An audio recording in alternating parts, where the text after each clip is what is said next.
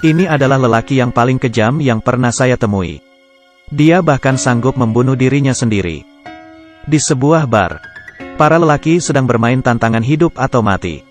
Satu peluru diganti dengan uang 1 juta, yang menang bisa membawanya pulang. Yang kalah akan kehilangan nyawa. Seorang pria yang tidak takut mati maju duluan. 2 butir peluru memiliki persentase 40%, tapi kemudian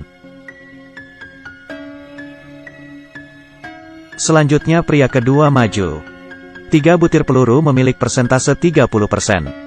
Kalau dia bisa hidup maka dia akan mendapatkan 3 juta.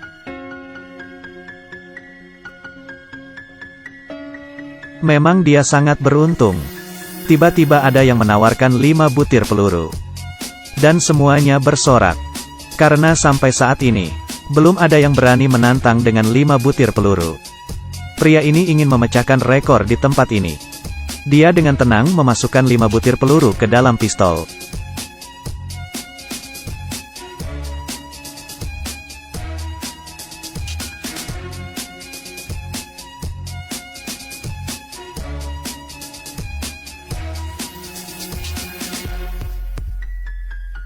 Dan telah mempersiapkan diri.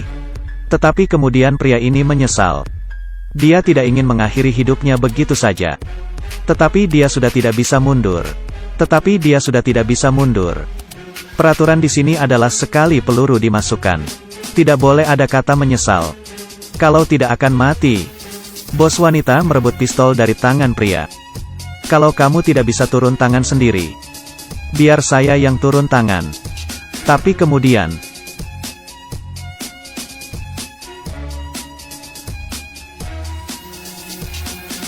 tidak terdengar suara tembakan. Keajaiban terjadi pada pria ini. Pria ini bernama Meng Dawei. Dia sangat memanjakan istrinya. Dia mengidap penyakit yang tidak bisa disembuhkan. Tapi saat dia hampir meninggal, dia membelikan asuransi dalam jumlah besar untuk istrinya. Hanya dengan dia meninggal, sang istri akan mendapatkan kompensasi dalam jumlah besar. Tapi dengan syarat pria ini harus meninggal karena kecelakaan. Kalau tidak, sang istri tidak akan pernah bisa mendapatkan uang ini. Jadi pria ini memulai perjalanan mencari kematian yang sulit. Dia membuat kecelakaan listrik korslet. Air di dalam bak mandi sudah penuh. Pria ini pun terjatuh. Aliran listrik hair dryer yang korslet langsung tersalurkan ke rumah orang lain melalui aliran air. Percobaan pertama gagal. Pria itu tak berdaya dan mencari bos wanita. Dia meminta bos wanita mencari pembunuh untuk menghabisinya. Dan harus terbunuh dalam suatu kecelakaan. Dia memulai perjalanan mencari kematian yang kedua kali. Kali ini, dia mengirimkan pesan kepada pembunuh dan memberitahukan posisinya. Seperti yang sudah direncanakan. Seorang pemuda meletakkan tas di atas pria itu. Pemuda ini adalah utusan bos wanita. Dan tas yang ada di atasnya berisi bom pembakar. Saat waktu tiba, pria itu akan meninggal karena suatu insiden kebakaran. Tiba-tiba pria itu melihat istrinya lewat jendela. Dan berteriak memanggilnya. Akhirnya semua sia-sia. Lalu dia langsung menarik rem kereta api. Sebuah aksi yang dahsyat. Sungguh bodoh. Setelah melihat dari dekat, rupanya bukan istrinya. Dan percobaan kali ini gagal lagi. Pria ini kelelahan. Kembali ke hotel tempat dia dan istri bulan madu. Dan mengirim pesan kepada pembunuh sekali lagi. Pembunuh dengan cepat membalas pesannya. Target besok adalah lobi. Saya akan membuat kecelakaan di lift. Ini sudah pasti kecelakaan. Kalau kali ini berjalan lancar, dia akan meninggal dalam kecelakaan di lift. Keesokan harinya, pria itu menaiki lift dengan panik. Setiap orang yang akan menaiki lift bersamanya pasti diusir. Dia tidak ingin orang lain ikut mati bersamanya. 2 orang barbar mengusirnya dari lift.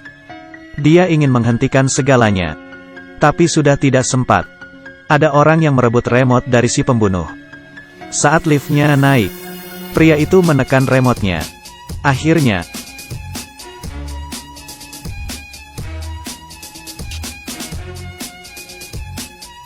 kali ini gagal lagi.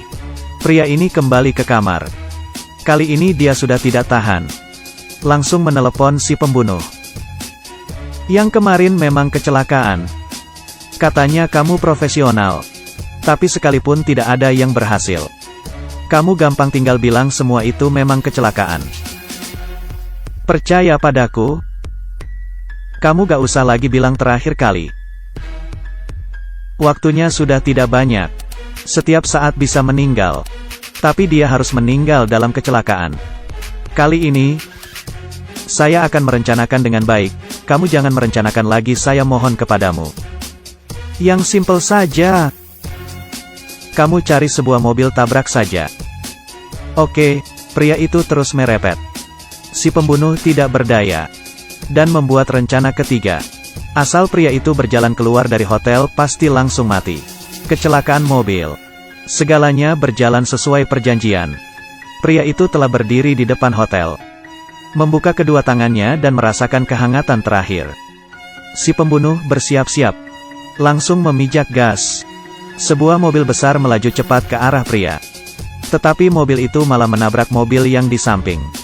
Rupanya di saat pembunuh akan menabrak pria, di samping muncul seorang anak perempuan. Si pembunuh pun segera menyingkir. Dia adalah pembunuh yang baik hati. Percobaan ketiga masih saja gagal. Percobaan ketiga masih saja gagal. Si pembunuh yang ngamuk, memutuskan untuk langsung membunuh pria itu. Dia sampai di depan kamar si pria. Tapi karena ada si botak yang mondar-mandir, akhirnya si pembunuh pun ketahuan. Dan pingsan dihantam si botak menggunakan alat pemadam kebakaran. Dan percobaan keempat gagal lagi. Pria ini beruntung dan berhasil menghindari keempat kecelakaan. Kali ini dia sudah kehilangan kesabaran. Dan pria ini diundang oleh anggota gangster khas setempat. Orang lain semuanya ketakutan berlutut minta ampun. Tapi dia sedikit berbeda. Pria yang marah, tiba-tiba membuat vas bunga kesayangan Bos H pecah. Dan berkata ini kecelakaan. Dan masih saja berkata, saya hanya ingin sebuah kecelakaan. Mengapa sangat sulit ya? Tapi apapun yang dia lakukan untuk membuat onar Bos H tetap saja mengalah padanya. Karena di tangan pria ini ada sesuatu yang paling dia inginkan. Rupanya waktu itu di hotel, ada dua preman membuat onar di dalam kamar. Dan di tengah keributan itulah, barang mereka tertukar. Di tangan pria ada sesuatu yang paling penting bagi Bos H. Dan di tangan preman, ada sesuatu yang paling diinginkan pria. Dan semua ini, yang mengakibatkan situasi kacau sekarang. Pria ini membuat onar di seluruh rumah Bos H. Tiba-tiba dia menerima pesan dari sang istri. Istrinya hamil. Dia sangat bahagia sampai melompat ke dalam air dan berenang. Setelah naik, dia dengan tenang memberitahu mereka. Ini adalah sebuah kecelakaan. Sekelompok orang yang kejam ini, malah dipermainkan oleh seorang pria bodoh. Sungguh miris. Si pembunuh pun tidak senang. Beberapa kali berhasil dipermainkan oleh pria. Baginya ini adalah suatu penghinaan. Sekarang pria ini ada di depan matanya. Dia langsung menembak. Yang di depan terus berlari. Yang di belakang terus mengejar. Mereka berdua membuat kerusuhan di dalam kota. Pria yang kelelahan bersembunyi di dalam sungai. Pembunuh melihat air sungai terus bergolak, dan mengeluarkan gelembung. Di bawah memang terdapat pria yang sedang bersembunyi. Si pembunuh membidik pria. Tetapi peluru sudah habis. Pria memberitahu si pembunuh dia sudah tidak ingin mati. Karena dia sudah punya anak. Dia juga tidak mengidap penyakit mematikan. Rupanya waktu itu dokter melakukan kesalahan pada hasil pemeriksaan. Dia sekarang baru tahu akibat dari segalanya. Sang istri diculik oleh Bos H. Istrinya dikurung bersama dua preman. Untungnya mereka berhasil kabur. Si pria datang menyelamatkan istrinya. Dan melihat Bos H sedang berkelahi dengan orang lain. Dan akhirnya, di tempat itu hanya tersisa beberapa orang. Pria ini membawa sang istri kabur. Tiba-tiba mereka melihat sebuah harapan datang dari jauh.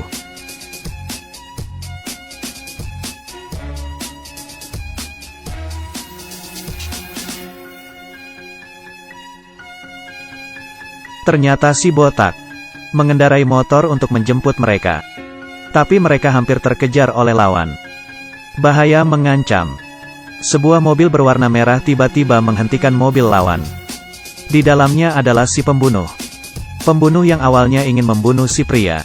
akhirnya menjadi penyelamat hidupnya. Sejak saat itu, si pria menjalani kehidupan bahagia yang diinginkannya. Dia meneruskan tugas si pembunuh. Setiap bulan memberikan anak-anak miskin setempat bantuan dana. Setelah melihat film ini saya merasa terharu. Kecelakaan yang terjadi di kehidupan membuat kita tak berdaya. Kita tidak tahu apa yang akan terjadi selanjutnya. Meskipun di dalam kehidupan banyak sekali rintangan. Tetapi selama kamu tidak menyerah, suatu saat pasti akan menemukan pencerahan.